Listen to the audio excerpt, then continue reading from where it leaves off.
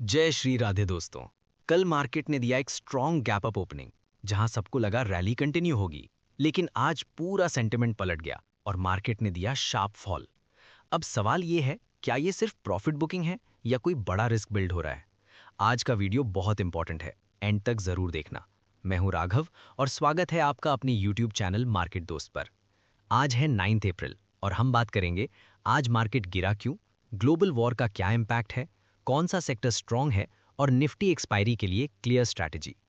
चलिए सबसे पहले मार्केट डेटा देखते हैं। निफ्टी क्लोज हुआ 23,775 पर, डाउन 0.93%। सेंसेक्स क्लोज हुआ 76,631 पर, डाउन 1.20%। बैंक निफ्टी क्लोज हुआ 54,821 पर, डाउन 1.58%। ओवरऑल ट्रेंड की बात करें तो मार्केट अभी भी कंफ्यूजन जोन में है। ना स्ट्रॉन्ग बुलिश कंफर्मेशन मिल रहा है, ना ही proper bearish breakdown.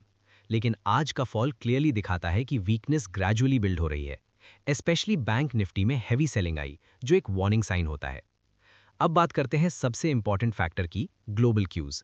Seize fire announce हुआ, लेकिन ये पार्शल है। यूएस और ईरान के बीच 2 वीक का सीज फायर हुआ है, लेकिन इजराइल ने क्लियर बोला है कि लेबनान इसमें इंक्लूडेड नहीं है। मतलब सिंपल है, वॉर खत्म नहीं हुआ, सिर्फ पॉज हुआ है। और शॉक तब आया जब सीज फायर के तुरंत बाद इजराइल ने लेबनान यानी बेरूत में मैसिव एयर स्ट्राइक किया।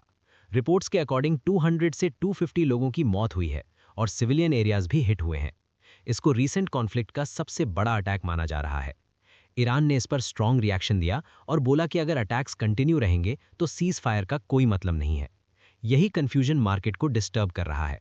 हिजबुल्ला ने भी पहले पॉज किया था, लेकिन अब फिर से रॉकेट अटैक स्टार्ट कर दिए हैं। मतलब एस्केलेशन वापस स्टार्ट हो गया है। अब बात करते हैं ऑयल इंपैक्ट की। ईरान ने ऑयल टैंकर मूवमेंट स्लो कर दिया है। स्ट्रेट ऑफ हॉर्मुज में टेंशन बढ़ गया है, जिस वजह से ऑयल प्राइसेस ऊपर जा रहे हैं। और जब ऑयल बढ़ता है तो ग्लोबल मार्केट्स प्रेशर में आते हैं और इंडियन मार्केट भी आज इसी वजह से गिरा। एक और इंटरेस्टिंग चीज हुई, ट्वीट डिलीट ड्रामा। ईरान के ऑफिशियल्स ने स्ट्रॉन्ग ट्वीट्स किए, फिर कुछ ट्वीट्स डिलीट या मॉडिफाई कर दिए गए। मार्केट का लॉजिक सिंपल है, जब क्लैरिटी नहीं होती तब फियर बढ़ता है। तो आज के फॉल के मेन रीजंस क्लियर हैं, वॉर एस्केलेशन का fear, cease fire confusion, oil price tension और सडन नेगेटिव न्यूज फ्लो। अब सेक्टरल एनालिसिस देखते हैं। स्ट्रॉन्ग सेक्टर्स में रहे मेटल, डिफेंस और फार्मा। डिफेंस स्टॉक्स को वॉर का डायरेक्ट बेनिफिट मिलता है। मेटल कमोडिटी स्ट्रेंथ की वजह से स्ट्रॉन्ग रहा और फार्मा में defensive buying I. Week sectors में बैंकिंग और फाइनेंशियल सर्विसेज रहे। एफआईआईज की सेलिंग, रिस्क ऑफ सेंटिमेंट और हाई वैल्यूएशन प्रेशर इसके मेन रीजंस हैं। अब ब्रॉडर मार्केट की बात करें तो मिड कैप और स्मॉल कैप पॉजिटिव रहे। इसका मतलब रिटेल पार्टिसिपेशन अभी भी स्ट्रांग है।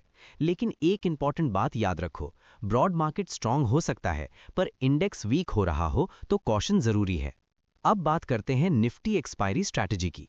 स्ट्रैटेजी है 24,400 कॉल सेल करो, 24,600 कॉल बाय करो। एक्सपायरी 13 अप्रैल।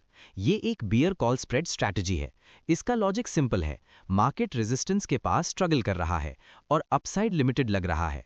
अगर मार्केट 24,400 के नीचे रहता है तो आपको प्रॉफिट मिलेगा, और क्योंकि आपने 24,600 कॉल बाय की है तो रिस्क लिमिटेड हो जाता है। ये स्ट्रैटेजी वॉलेटाइल मार्केट के लिए काफी सेफ मानी जाती है। अब इंपॉर्टेंट लेवल्स नोट कर लो। निफ्टी के लिए सपोर्ट है 22,500 और 22,600। रेजिस्टेंस है 23,900 और 24,000। बैंक निफ्टी के लिए सपोर्ट है 54,600 और 54,000। रेजिस्टेंस है 56,000 और 55,600। इन लेवल्स को इग्नोर मत करना, यही नेक्स्ट मूव डिसाइड करेंगे। अब सबसे important part, psychology. Over confidence बिल्कुल मत लाओ। कल तक सब बुलिश थे, आज सब कंफ्यूज हो गए हैं। मार्केट कभी भी रिवर्स कर सकता है। पहले भी ऐसा हुआ है कि स्ट्रॉन्ग रैली के बाद सडन करेक्शन आया है। गोल्डन रूल्स याद रखो, स्टॉप लॉस कंपलसरी रखो, पोजीशन साइजिंग कंट्रोल में रखो और न्यूज़ को इग्नोर मत करो। कैपिटल बचाना ही सबसे बड़ा प्रॉफिट होता है। अगर आपको ऐसे क्लियर और लॉजिकल मार्केट ब्रेकडाउन पसंद आता है तो चैनल को सब्सक्राइब जरूर कर लेना। मैं हूं राघव, मिलते हैं अगले वीडियो में। जय श्री राधे।